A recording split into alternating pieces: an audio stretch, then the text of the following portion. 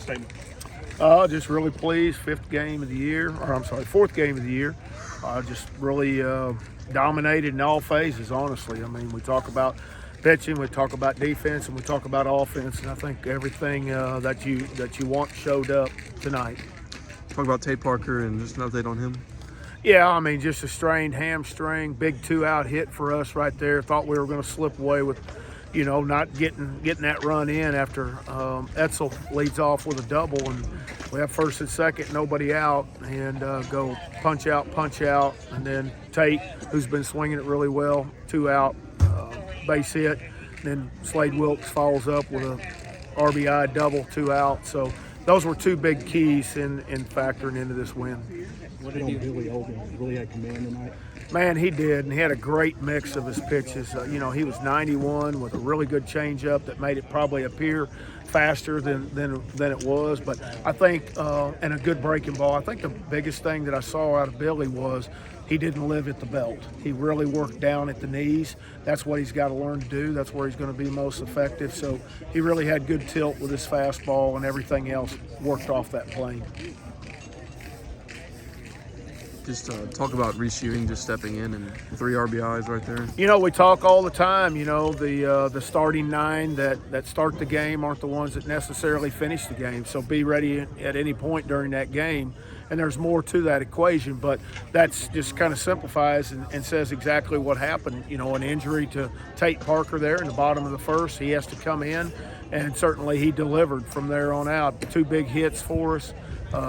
2 RBI double, I think, that he had there later in the game. So for that young man to be committed and concentrate on delivering what his team asked him to do, that's what we talk about all the time.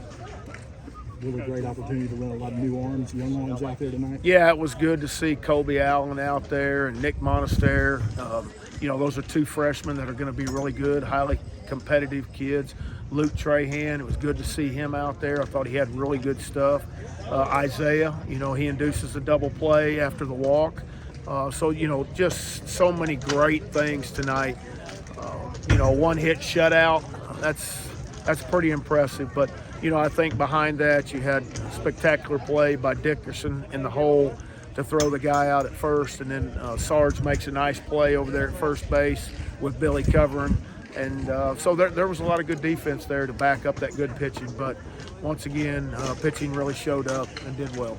Can you just talk about that third inning and just what you saw? Yeah, obviously we took advantage of some mistakes there. There were some wild pitches, but we also had some really good swings. Pato and Sarge, stepped up. We kind of challenged them after their first at bat, being 3 and 4 hole hitters, and what their presence needs to be to the lineup. People need to fear those guys in the lineup, and certainly I thought from that point on that they responded and really basically challenged themselves, and we saw the results that we want.